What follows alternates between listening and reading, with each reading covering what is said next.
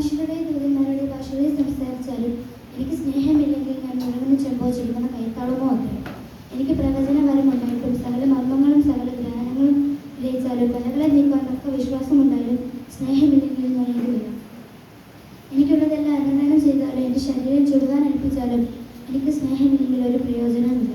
സ്നേഹം ദീർഘമായി ക്ഷമിക്കുകയും ദയ കാണിക്കുകയും ചെയ്യുന്നു.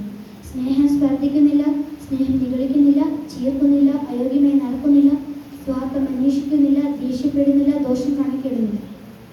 അനീതിയിൽ സന്തോഷിക്കാതെ സത്യത്തിൽ സന്തോഷിക്കുന്നു. എല്ലാം പൊറുക്കുന്നു, എല്ലാം വിശ്വസിക്കുന്നു, എല്ലാം പ്രത്യാശിക്കുന്നു, എല്ലാം സഹിക്കുന്നു.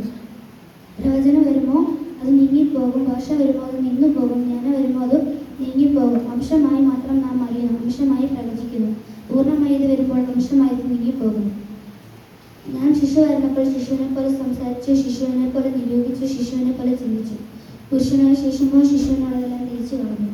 ആകയാൽ കണ്ണാടിയിൽ കടമൊഴിയായപ്പോൾ നാം കാണുന്നു, അപ്പോഴും മുഖാമുഖമായി കാണും. ഇപ്പോഴും അംശമായി നാം അറിയുന്നു, അപ്പോഴും അറിയപ്പെട്ടതുപോലെ അറിയപ്പെടും.